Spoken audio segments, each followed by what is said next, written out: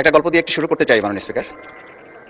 ছোট গল্পটি হচ্ছে, রাজা তার উজিরকে বলে দিয়েছিল সকাল থেকে এটা কাজ করবা, এই কাজগুলো করবা। উজির বলেছিল যে আমাকে যে কাজগুলো বলেন কোনটা কখন গুরুত্বপূর্ণ কোনটা ছুটে যায় তার চেয়ে আপনি আমাকে একটা তালিকা করে দিলে ভালো হয়। একটা তালিকাও করে দিয়েছিল। তালিকা দেখে দেখে সে কাজ শুরুই করেছিল।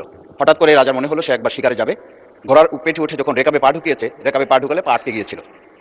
পাটা যখন ছুটাতে পারছিল না তখন সে উজিরকে বারবার ডাকছিল, আমার পাটা এখান থেকে বের করে দাও। পাটা বের করতে যাচ্ছিল না উজির, কারণ উজির বারবার খুঁজছিল যে তালিকাটা করে দেওয়া হয়েছিল সেই তালিকার মধ্যে পা আটকে গেলে ওটা বের করে দেওয়ার বিধান ওখানে আছে কিনা। শেষ পর্যন্ত রাজার পা আর ওখান থেকে বের করা যায় নাই এবং রাজাকে মুক্ত করা সম্ভব হয় নাই বলে আমরা গল্পে জেনেছি। ঠিক আমার কাছে আজকে সংসদ এরকম একটা গল্পের মতো মনে হয়। আমরা জুলাই সনদে যখন আমাদের 4 বছরের সন্তানরা জীবন দিয়েছে, আমরা যখন দেখেছি বিগত 17 বছর উন্নয়নের কথা বলে আমাদের নির্বাচনকে ভুলে দেওয়া হয়েছিল, আবার বিগত 1.5 বছর আমরা লক্ষ্য করলাম যে সে সময় আমরা কেউ কেউ নির্বাচন এবং নির্বাচন বলে বলে আমরা আমাদের মাথা থেকে বিচার এবং সংস্কারটাই ভুলে দিয়েছিলাম। আবার এখন এসে আমরা দেখলাম যে আমাদের নখের কালি শুকাতে না শুকাতেই উন্নয়নের কথা বলে আমরা আবার জুলাই সনদটাকেই ভুলে দিতে বসেছি।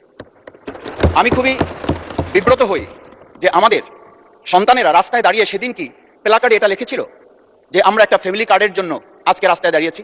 সেদিন তারা দাঁড়িয়েছিল, মাননীয় স্পিকার, সেদিন তারা দাঁড়িয়েছিল, লেখা ছিল রাস্তাগুলোতে আমাদের সন্তানেরা বুকে গুলিবিদ্ধ হয়ে পা হারিয়ে চোখ হারিয়ে দাঁড়িয়ে রাস্তা ব্যারিকেড দিয়ে লেখা ছিল রাস্তা সংস্কারের কাজ না, রাষ্ট্র সংস্কারের কাজ চলছে। আমরা যেন সংস্কারের কথাটা মাথায় নিতে পারছি না। আমরা সংস্কারের পরিবর্তে এখন আমরা সংশোধনের দিকে যাচ্ছি। আমরা তো এই সংশোধনীর জন্য আমাদের ছেলেরা, আমাদের তরুণ যুবকরা, আমাদের জনতারা কাজ করে নাই। আমি একটা কথা পরিষ্কার বলি, অ্যামেন্ডমেন্টের জন্য তো শেখ হাসিনাও সেদিন অফার করেছিল 24 ঘন্টা দরজা খোলা আছে, তোমরা সংশোধনের জন্য আসো। সেদিন এই ছাত্র জনতা সংশোধন মেনে নেয়নি, তারা সংস্কারের জন্য কথা বলতে চেয়েছিল। আজকে আমরা সংস্কারটা মাথায় নিতে পারছি না কেন? মাননীয় স্পিকার, আমি আরেকটা কথা আপনাকে একটু স্মরণ করানোর জন্য বলছি। আমরা ছোট সময় আমি বাংলায় সাহিত্যে অনার্স করা, আজকে আমাকে আপনি স্নেহের সাথে মাসুদ বলে বলেছেন। আমার সংসদের নাম শফিকুল ইসলাম। এই মাসুদ নামটা যারা একেবারে খুব আমাকে স্নেহ করেন, আদর করেন, তারাই ডাকেন। আমি বাংলার সাথে আমাদের রাষ্ট্রবিজ্ঞানের ছিল, রাষ্ট্রবিজ্ঞানে আমরা ছোট একটা বাক্য পড়েছিলাম, নেসেসিটি নোস নো লস। আমরা এই নেসেসিটিটাকে আজকে একটা সংবিধানের ধারাবাহিকের মধ্যে আমরা আটকে ফেলেছি। আমরা লাইন খুঁজতেছি, আমরা দাড়ি কমা সেমিকোলন খুঁজতেছি।